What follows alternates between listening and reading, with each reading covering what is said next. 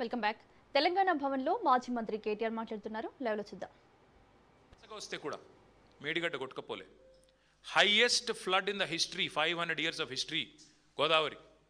వరద వస్తే కూడా మేడిగడ్డ కొట్టుకపోలే, అన్నారంకేం కాలే, సుందిల్లకేం కాలే, బ్రహ్మాండంగా మరి పూర్తి స్థాయిలో తట్టుకొని నిలబడ్డది. అది మేడిగడ్డ కాదు, మేటిగడ్డ అని రుజువు చేసింది.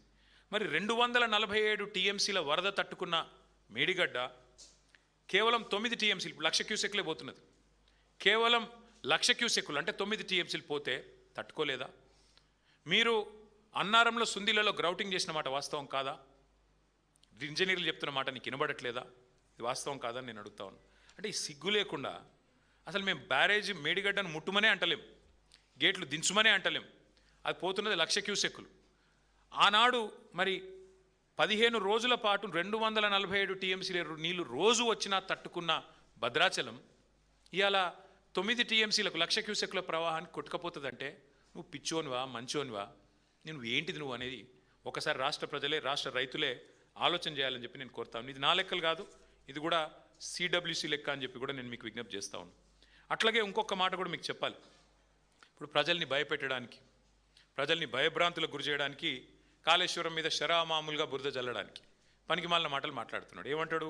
2022 వరదల ఫోటోలు చూపెట్టి అప్పుడు కన్నెపల్లి పంప్ హౌస్ మునిగింది అని చెప్పి అడ్డమైన మాటలు మాట్లాడుతున్నాడు. నేను వారికి చెప్పేది ఒకటే, ఇప్పుడు రెడీగా కన్నెపల్లిలో బటన్ నొక్కితే మోటార్లు పనిచేస్తాయి, పంప్ హౌస్ మంచిగా ఉంది, పాపం ఇంజనీర్లు కష్టపడుతున్నారు, నువ్వు పట్టించుకోకపోయినా వాళ్ళు మెయింటైన్ చేస్తున్నారు. ఒకవైపేమో నీళ్లు లేక రైతులు ఏడుస్తుంటే అదో విషాదం అనుకుంటే, నువ్వేమో ఒక పైశాచిక ఆనందంతో, సాడిస్టిక్ ప్లెజర్తో నీళ్లు ఉండి నీళ్ళు ఎత్తక మా మీద కోపంతో ఇష్టం వచ్చినట్టుగా వ్యవహారాలు చేస్తూ ఉన్నాం. ఇవాళ రాష్ట్రంలో వాతావరణ శాస్త్రవేత్తలు చెప్తున్నారు, ఇంజనీర్లు చెప్తున్నారు, మరి ఎల్నీనో ప్రభావంతో పైన ఎక్కడ నీళ్లు లేవు సిస్టంలో. నీళ్ళు ఎక్కడ ఉన్నాయా అంటే ఒకటే చోట కన్నెపల్లి దగ్గర ఉన్నాయి. గోదావరిలో అక్కడ ప్రాణహిత నుంచి నీళ్ళు వస్తూనే ఉన్నాయి. ఇది అక్టోబర్ వరకు కొనసాగుతుంది. ముఖ్యమంత్రి గారు వర్షాలు వచ్చే సూచన లేవని చెప్తా ఉన్నారు వచ్చే వారం రోజులు.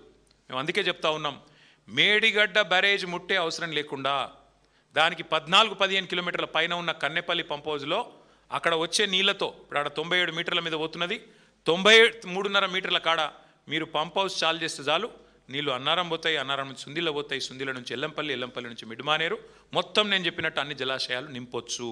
ఇది రాష్ట్ర రైతులు గ్రహించాలి. ఇది కాలం తెచ్చిన కరువు కాదు, ఇది కాంగ్రెస్ కక్షతోని మీ మీద రుద్దుతున్న కరువు అని రాష్ట్ర రైతన్నలు గుర్తించాలని చెప్పి నేను కోరుతా ఉన్నాను. ఒకవైపేమో రైతులు పంటలు కాపాడుకోవాలా, అప్పులు ఎట్లా తీర్చాలా అని తపన పడుతుంటే, కాంగ్రెస్ మాత్రం రాజకీయ కక్షల సెటిల్మెంట్లో బిజీగా ఉన్నది. ఇవాళ ఒక్క మాట మేము రేవంత్ రెడ్డి గారిని స్పష్టంగా సూటిగా అడుగుతా ఉన్నాం. నువ్వు అన్నట్టు సరే, ఒక్క నిమిషం నువ్వు చెప్పిన అబద్ధం నిజమే అనుకుందాం.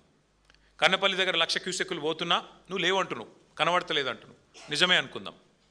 మరి కింద పట్టిసీమలో మోటార్ లాంచ్ చేసిండ్రు కదా, అదే గోదావరి నది మీద కింద ఆంధ్రాలో పట్టిసీమ లిఫ్ట్ ఇరిగేషన్ చాలు చేసిండ్రు కదా, కింద వాళ్ళు నీళ్ళు ఎత్తిపోసుకుంటున్నారు కదా, ఇది రైతులకు చూస్తలేరు అనుకుంటున్నావా? కింద ఆంధ్రప్రదేశ్ ప్రభుత్వానికి అదే గోదావరిలో నీళ్ళెట్లు వస్తున్నాయి, పైన నువ్వు నీళ్లు లేవని అబద్ధం ఎట్లా చెప్తా ఉన్నావు? ఇది రైతులు కూడా గ్రహించాలి, రైతులు కూడా ఆలోచించాలని చెప్పి కూడా నేను కోరుతా ఉన్నాను. ఇవాళ రైతులకు అర్థమైంది కాబట్టి శాపనార్థాలు పెడుతున్నారు.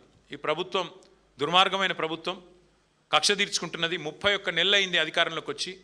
ఒక రైతు గొప్పగా చెప్పినాడు, ఒక రైతన్న, నేను చూసిన వీడియో, అది ఎంత గొప్పగా చెప్పిండంటే, అవునయా కేసీఆర్ గంత పెద్ద ప్రాజెక్ట్ 4 ఏళ్లలో కట్టిండు, మీరు 4 దశాబ్దాలు శ్రీరామ్ సాగర్ కట్టిరు, 5 దశాబ్దాలు కట్టిరు, కానీ కేసీఆర్ అంతకంటే పెద్ద ప్రాజెక్టు 4 ఏళ్లలో కట్టిండు.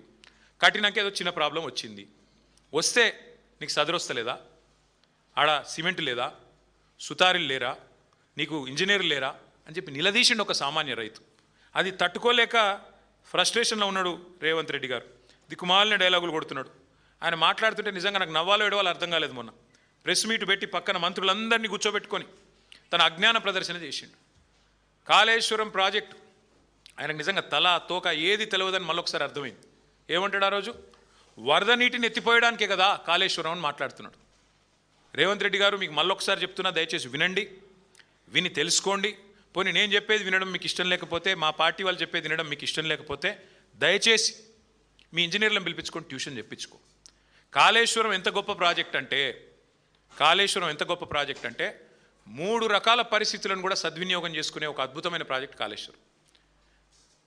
ఎక్సెస్ రెయిన్ఫాల్ ఉంటే, నార్మల్ కంటే అధిక వర్షపాతం నమోదైతే, ఫ్లడ్ వస్తే శ్రీరామ్ సాగర్ నుంచే ఫ్లడ్ ఫ్లో కెనాల్ ద్వారా డైరెక్ట్గా మిడ్మానేర్కి వస్తాయి నీళ్లు. మిడ్మానేర్ నుంచి గోదావరి నీళ్లను పైకి లిఫ్ట్ చేసుకోవచ్చు. సస్యశ్యామలంగా రాష్ట్రం మొత్తం ఉంటుంది.